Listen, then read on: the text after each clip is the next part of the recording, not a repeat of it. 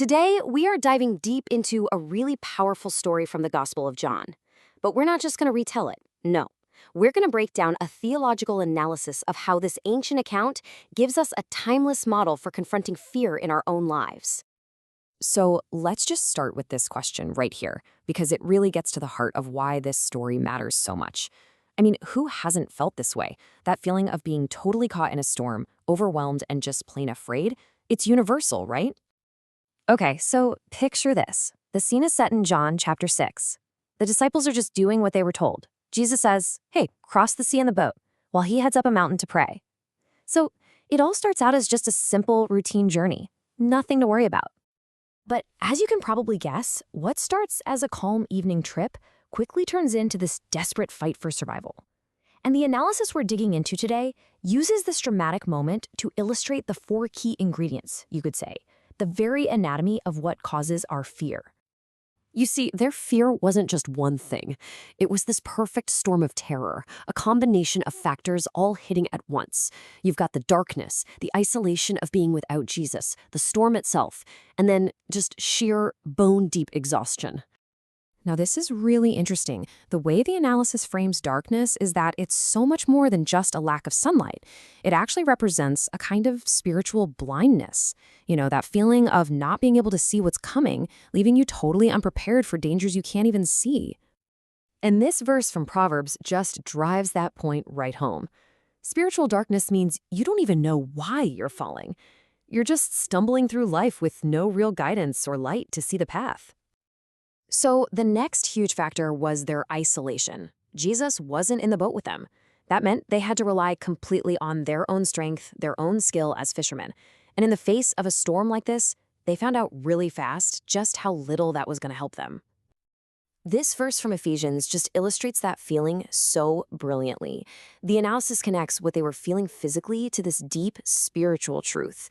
Being without Christ is described as being without hope. It's this profound sense of emptiness when you're facing impossible odds all by yourself.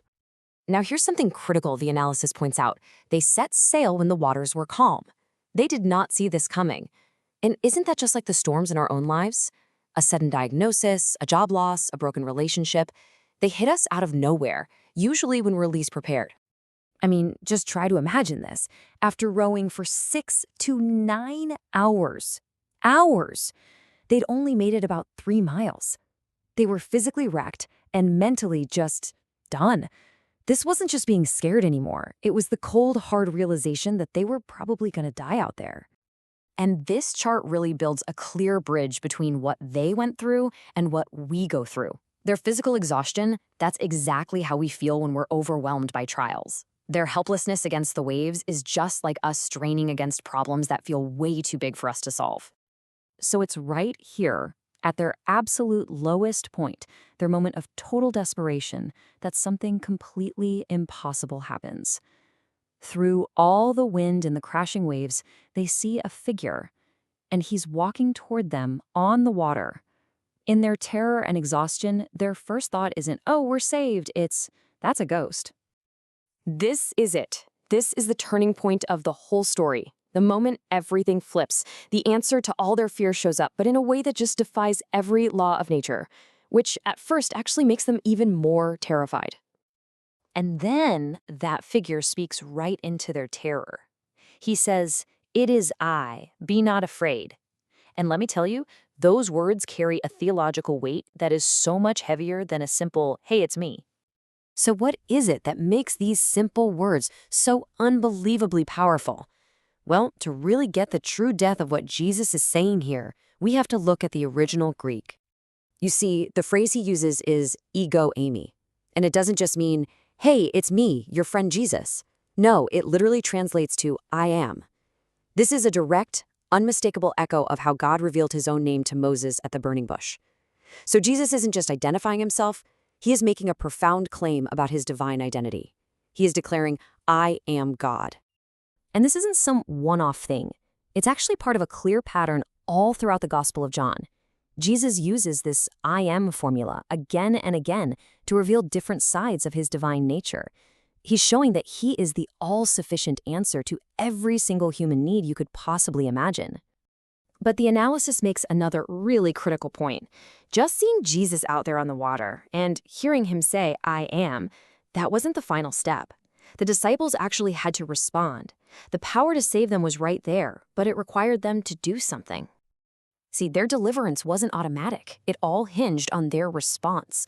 The fear, the storm, it all kept raging until they made a conscious choice to welcome him into their boat, right into the middle of their crisis.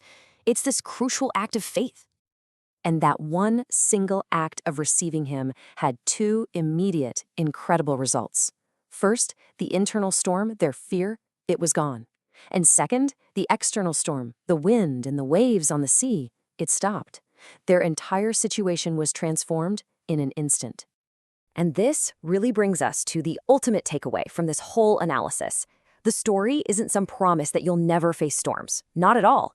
It's a promise that you don't have to face them alone. Faith is about having the deliverer in the boat with you, providing his strength right when yours has run out. The source wraps it all up with this powerful verse from Hebrews. It just perfectly summarizes the transformation that happens when we go from being alone in the storm to having the great I am right there with us.